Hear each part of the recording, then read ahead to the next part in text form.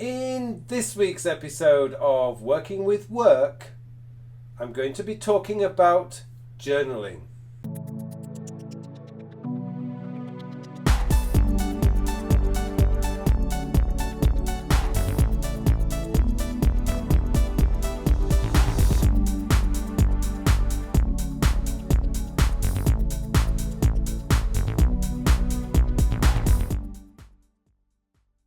Hello and welcome to episode 51 of my Working with Work series. My name is Carl Pauline, and in this week's episode I want to talk to you about journaling.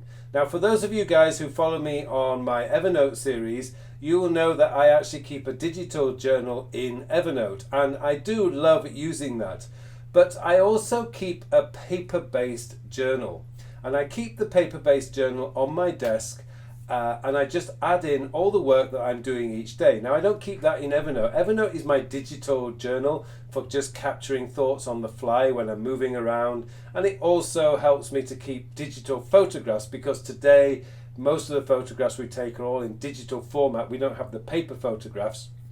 So I don't actually need to have the photographs and stick them into a journal anymore. That's one of the reasons why I like to keep my Evernote journal on the go. And also, like videos that I've been watching that I find very useful, I can put them into Evernote. So it's kind of like my digital life journal, if you like. But my favorite kind of journal is my paper-based journal. I just love that. When I have to think about something really deeply, that is where I go. And I can give you two examples. Back in 1997, just after Princess Diana died, it was a pretty gloomy time in the United Kingdom, and I was still in my early 20s in those days. I was young once, and I remember I went with a friend. I'd recently broken up with a girlfriend early in that year, and also my best friend at the time, he'd just broken up with his wife, and he was pretty gloomy, and we decided on this crazy idea to go to Ibiza, an island off the coast of Spain, for a week. And it was a tremendous vacation. It was a tremendous holiday, and I loved every minute of it. But there was one night I remember, we'd been out, it'd been a bit of a boring evening.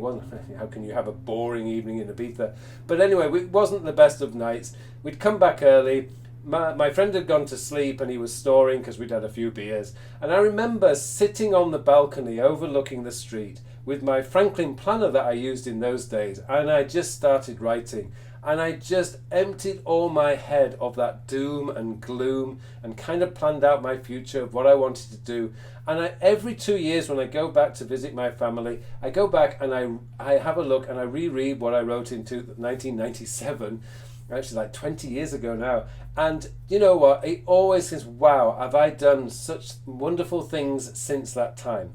And the second time that this happened to me was way back in 2005. Now, I came to Korea in 2002, and I'd given up working in a law firm as a lawyer to come and teach English in Korea. And most people thought I was absolutely stupid and crazy, and I guess some of you are thinking, why did he give up a legal career?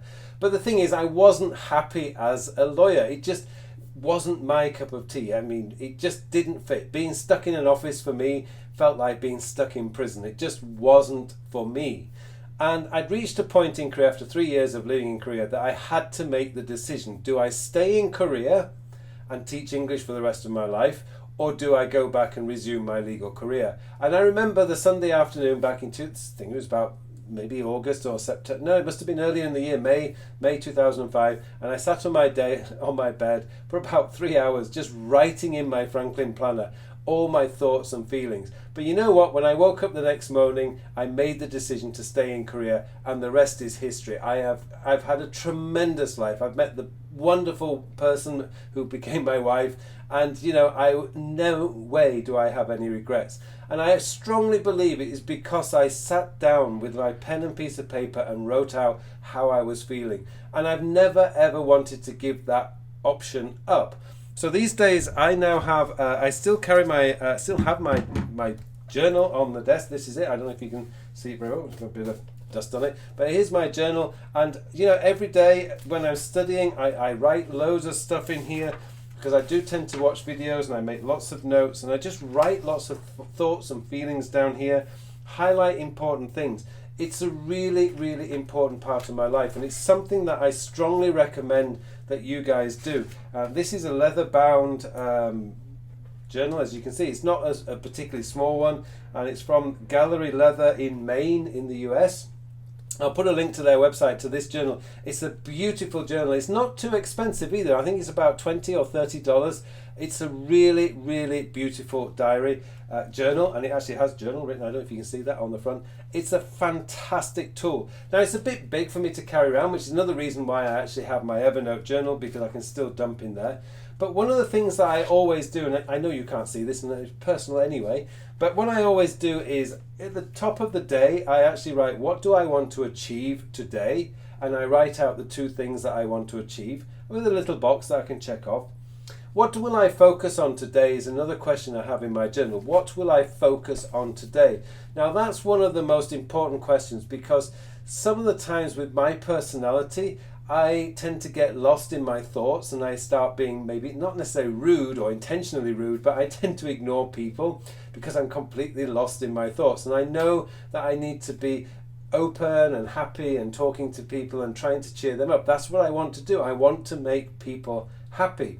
So I put that, I want to focus in on that, sort of thing. Not every day, but sometimes like that. And the final part there is what did I do today? Now, what did I do today is something that I've always kept. And if it's like redesigned a picture, created a picture, like today I will recorded 3 videos for my YouTube channel.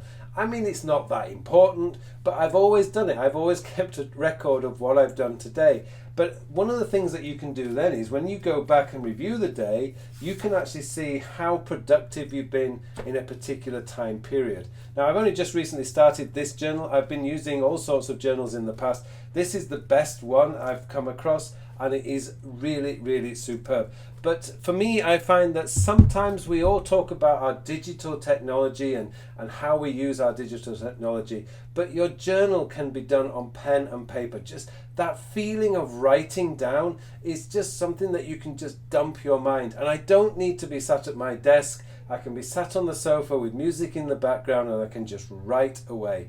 Now, it's not often that I like to dump my brain. It's very, very rare that I ever feel down or gloomy. But my journal is always there. And the final thing that I would like to say is, if you are doing the journaling, and one of the things that I've been doing this year is between 10:30 p.m. and 11 p.m. I like to sit down and study something. It could be a TED talk, it could be a Robin Sharma video, a Mel Robbins video, Jim Rohn video, but I look for something that's about 30 minutes long, and I will put it on, and then my journal, I move away from my desk and I just basically write down the tips and tricks that I've picked up from those videos. It's a great way to improve yourself, to improve your learning.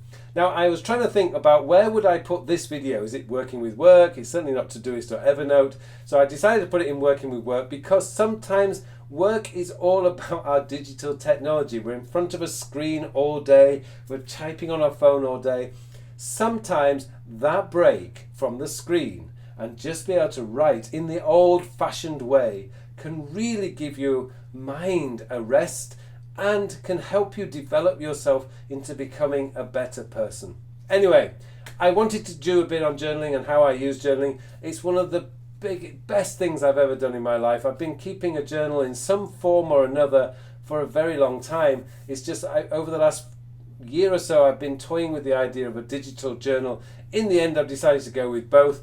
Maybe some of you guys will say, well, that's stupid, why not just have one or the other? Well, yeah, okay, but I don't carry my journal with me all the day, because it means my bag would be too heavy, and I can still capture thoughts and everything else into my Evernote. Anyway, thank you very much for watching this episode. I hope it's given you some ideas about what you can do with journaling. It just remains for me now to wish you all a very, very productive week.